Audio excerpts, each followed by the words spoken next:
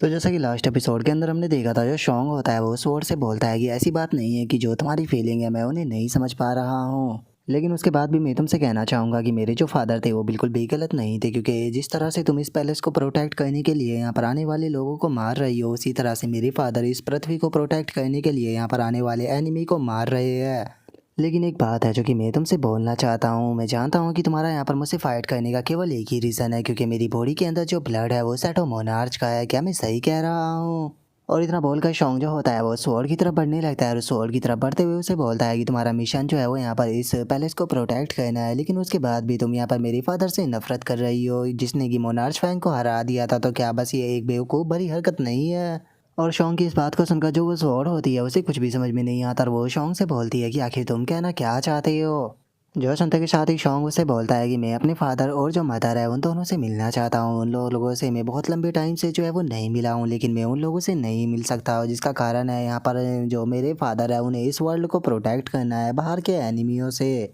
और अगर मैं अपने फादर और मदर से मिलना चाहता हूँ तो उसके लिए मुझे यहाँ पर एक अच्छे लेवल पर जाना होगा। मुझे खुद को पावरफुल बनाना होगा, चाहे मेरे सामने किसी भी प्रकार की कंडीशन क्यों ना आए, लेकिन मैं अपने गोल को नहीं बदल सकता। और अगर मैं सही हूँ तो जिस टाइम पर इट्रेम जो है वो यहाँ पर आएगा तो मुझे नहीं लगता कि वो तुम्हारे इस पैलेस को भी छोड़ने वाला है। वो इस पूरी की पूरी जगह को जो है वो तबाह कर देगा। तो इसीलिए अगर तुम इस पैलेस को प्रोटेक्ट करना चाहती हो तो तुम्हें मेरी मदद करनी चाहिए, ताकि हम दोनों जो है वो साथ में मिलकर इस जगह को प्रोटेक्ट कर सके। और अब शॉन्ग की इस बात को सुनने के बाद में जो वो स्वॉर्ड होती है वो भी शॉन्ग की तरफ देखने लगती है। शॉन्ग की तरफ देखते हुए अपने मन में सोचती है कि क्या मुझे शैडो मैन आर्च का जो ब्लड है उसके साथ में यहाँ पर कोऑपरेट करना होगा। और स्वॉर्ड ये सोच ही रही होती है, तभी शॉन्ग उसे उठाते हुए उसे बोलता है कि बताओ तो तुम इस बारे में क्या कहती हो? कैसा रहेगा कि अगर इस बार जो शैडो और जो फैंग है वे दोनों जो है वो एक साथ में मिलकर यहाँ पर जो आने वाला एनिमी है उसका सामना करे, और जिन चीज़ों से हम प्यार करते हैं उन्हें प्रोटेक्ट करे। और अब शॉन्ग के इतना बोलते के साथ ही हमारा व्यू जो होता है वो किसी दूसरे पैलेस पर आ जाता है, जहाँ पर कि नॉर्मल लोग सड़कों पर घूम रहे होते हैं।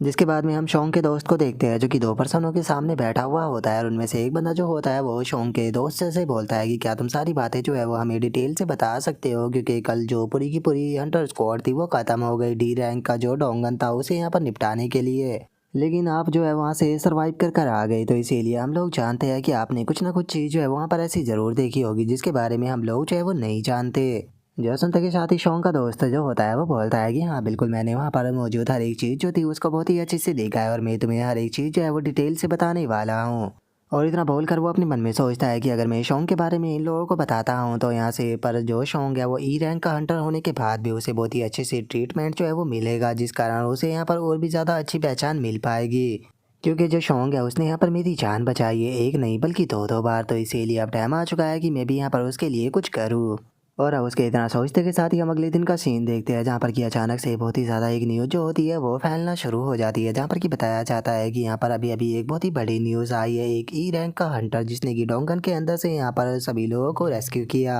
वहाँ पर होने वाले इंसिडेंट के कारण बहुत पावरफुल हंटर जो है वो वहाँ पर मारे गए हैं, लेकिन एक ई रैंक के हंटर ने हीरो बनते हुए यहाँ पर बहुत सारे हंटरों की जो है वहाँ पर जान बचाई है, जिसके कारण काफ़ी सारे लोग जो है वो जिंदा बच पाए हैं। और उसके इतना बोलते के साथ ही अब हमारा व्यू जो होता है वो एक हंटर गिल्ड के अंदर आ जाता है, जहाँ पर कि एक पर्सन जो होता है वो बोलता है कि क्या आप लोगों को नहीं लगता कि हम लोगों को अब थोड़े हंटर जो है उन्हें रिक्रूट कर लेना चाहिए? और अब हमें इसे गिल्ड के बारे में बताया जाता है जिसका नाम कि ब्लैक टोरस गिल्ड होता है, जिसकी कि ये मैनेजमेंट टीम 2 होती है।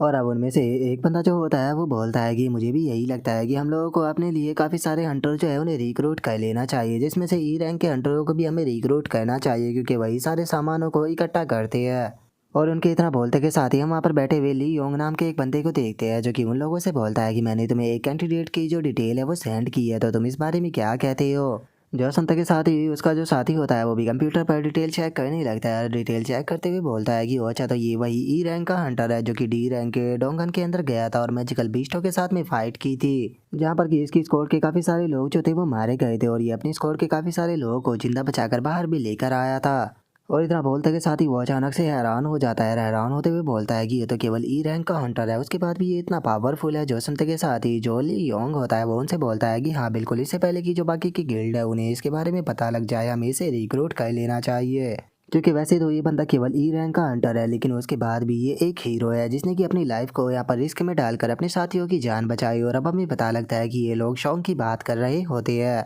और अब शॉन्ग की डिटेल को देखने के बाद में एक बंदा जो होता है वो बनाते हुए बोलता है कि ठीक है, तो मैं जल्दी से इस बंदे से कांटेक्ट करने की कोशिश करता हूँ। और उसके इतना बोलते के साथ ही अब हमारा व्यू कुछ टाइम बाद पर आ जाता है, जहाँ पर कि जो ली योंग होता है वो उस बंदे से बोलता है कि क्या हुआ, क्या जो हंटर शॉन्ग है उसने यहाँ पर कोई जवाब दिया। मुझे तो लगता है कि वो इस चीज़ को देखकर पागल हो गया होगा कि उसके जैसे एक ई रैंक के हंटर को यहाँ पर हमारी ब्लैक टर्टल जैसी गिल्ड पावरफुल ने यहाँ पर उसे इनवाइट किया है। जो सुनकर उसका साथी बोलता है कि नहीं, उसने मना कर दिया। जो सुनते के साथ ही वो बंदा भी काफ़ी हैरान हो जाता है और वो हैरान होकर चिल्लाते हुए बोलता है कि क्या मैंने सही सुना, तुमने कहा कि उसने मना कर दिया, लेकिन आखिर ऐसा कैसे हो सकता है? वो केवल एक ई रैंक का हंटर है, लेकिन उसके बाद भी वो ई रैंक का हंटर होने के बाद हमारी जो गिल्ड है उसे यहाँ पर मना कर सकता है। जॉस का लियोंग का साथी जो होता है वो उससे बोलता है कि उसने कहा है कि उसका यहाँ पर कोई भी गिल्ड जो है वो ज्वाइन करने का कोई भी प्लान नहीं है। जॉस का लियोंग जो होता है वो चिल्लाते हुए बोलता है कि क्या वो किसी भी गिल्ड को ज्वाइन नहीं करना चाहता, क्या वो यहाँ पर खुद को एस रैंक का हंटर समझता है। जो सुनते के साथ ही उसका साथी जो होता है वो उसे बोलता है कि अरे तुम्हें इसकी ज़्यादा चिंता करने की कोई ज़रूरत नहीं है, वैसे भी वो ई रैंक का हंटर है और मुझे यकीन है कि वो जल्दी ही हमें वापस जो है वो कॉल ज़रूर करेगा। जो सुनकर लियोंग जो होता है वो भी बोलता है कि तुमने बिल्कुल सही कहा, उसे भी जल्दी ही इस चीज़ का रियलाइज जो है वो हो जाएगा कि उसने कितनी बड़ी गलती की है, इसीलिए वो माफ़ी मांगते हुए हमारे पास में ज़रूर आएगा। और उनके इतना बोलता कि शादी हम शॉन्ग को देखते हैं जो कि अपने मोबाइल को देखते हुए बोलता है कि जब से मैं डोंगन के अंदर से वापस लौटा हूँ तब से पता नहीं कितनी सारी जो गिल्ड है उनके मुझे ऑफर जो है वो लगातार आ रही है। जो सुनते के साथ ही जो भैरू होता है वो शॉन्ग को बोलता है कि यहाँ पर बहुत सारे ऐसे लोग हैं जिन्हें कि आपके टैलेंट के बारे में पता लग चुका है, इसीलिए वे यहाँ पर आपको ज्वाइन कराना चाहते हैं यंग मोनार्च। जो सुनते के साथ ही जो शॉन्ग होता है वो बोलता है कि मुझे यहाँ पर गिल्ड को ज्वाइन करने में कोई भी प्रॉब्लम नहीं है, लेकिन मुझे यकीन है कि वे बस मुझे यहाँ पर कलेक्टर के रूप में ही यहाँ पर ज्वाइन कराएगी कि मैं उनके लिए सामान को कलेक्ट कर सकूँ। मुझे समझ में नहीं आ रहा कि आखिर इन लोगों को यहाँ पर मेरे बारे में यहाँ पर कॉन्टैक्ट इन्फॉर्मेशन कैसे मिली है। और अब शॉन्ग के इतना बोलते के साथ ही हमें रीजन के बारे में पता लगता है जो कि कोई और नहीं बल्कि शॉन्ग का दोस्त होता है। और अब जो शॉन्ग होता है वो जाकर अपने सोफे पर बैठ जाता है और सोफे पर बैठते हुए बोलता है कि अगर मैं किसी भी गिल्ड को ज्वाइन करता हूँ तो उसके बाद में यहाँ पर सिस्टम के मुताबिक मुझे खुद को ग्रो करने में यहाँ पर काफ़ी ज़्यादा मुसीबतों का सामना करना पड़ेगा, तो इसीलिए सही यही रहेगा कि मैं किसी भी गिल्ड को ज्वाइन ना करूँ। और इतना बोलते के साथ ही जो शॉन्ग होता है वो स्वॉर्ड की तरफ देखने लगता है और स्वॉर्ड की तरफ देखते हुए उसे बोलता है कि क्या हम अपनी कॉन्सियसनेस जो है उसे अभी भी छोड़ सकते हैं स्वॉर्ड फैंग। और अब शॉन्ग के इतना बोलते के साथ ही हमारा व्यू उसी जगह पर आ जाता है जहाँ पर कि शॉन्ग ने स्वॉर्ड को पकड़ा हुआ था और उसे बोला था कि कैसा रहेगा कि अगर जो शैडो और फैंग है वो एक साथ में मिलकर काम करे तो। और अब शॉन्ग की बातों को सुनकर जो स्वॉर्ड होती है वो भी हैरान होते हुए अपने मन में सोचती है कि मुझे यकीन नहीं होता कि इतनी बड़ी बात को ये ब्रैड जो है वो इस तरह से कैसे कह सकता है, क्या ये इस चीज़ के मतलब को भी जानता है। लेकिन चलो उसके बाद भी ये काफ़ी अच्छा ही है क्योंकि इस बार जो शैडो है वो यहाँ पर मेरा दुश्मन नहीं बन रहा बल्कि वो मेरा दोस्त बन रहा है। और इतना सोचकर जो स्वॉर्ड होती है वो शॉन्ग से बोलती है कि ठीक है, मैं तुम्हारे साथ में काम करने के लिए तैयार हूँ, लेकिन मेरी एक कंडीशन है, तुम्हें मुझे मोनार्च फैंग का जो दूसरा पैलेस है वहाँ पर लेकर जाना होगा।